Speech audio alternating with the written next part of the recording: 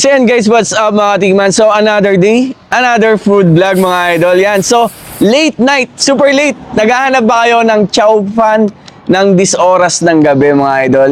Guys, meron dito sa Kalihan, Osay Chow Fan po ang pangalan. At guys, napakamura po ng kanilang mga chow fan, no?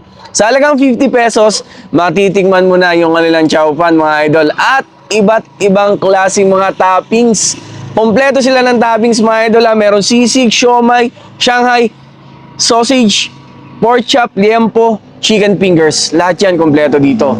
Guys, kung late ka na nagpo-food trip, punta mo lang to dito sa Barangay Kalihan, San Pablo City mga idol. Katapat na katapat lang po ng 7-Eleven, no? So guys, ito, si Osay Chow Fan, matagal ko na itong natikman din. So dito sila ngayon nakapwesto sa Kalihan. So papakita ko sa inyo yung mga foods na available sa kanila dito, no? So ito yung kanilang chicken fingers mga idol. Ito guys, 75 pesos lang, oh. Solve na solve ko na dito, no?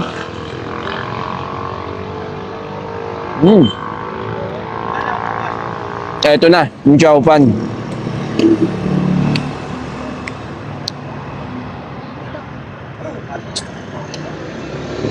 Grabe.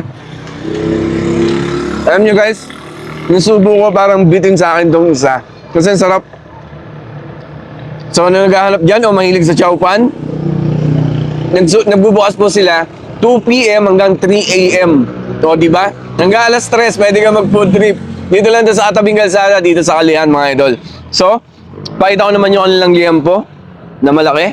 Wow, 100 lang, oh.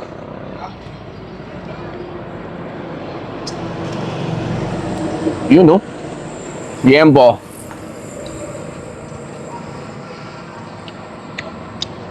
Ayos na ayos. Shanghai.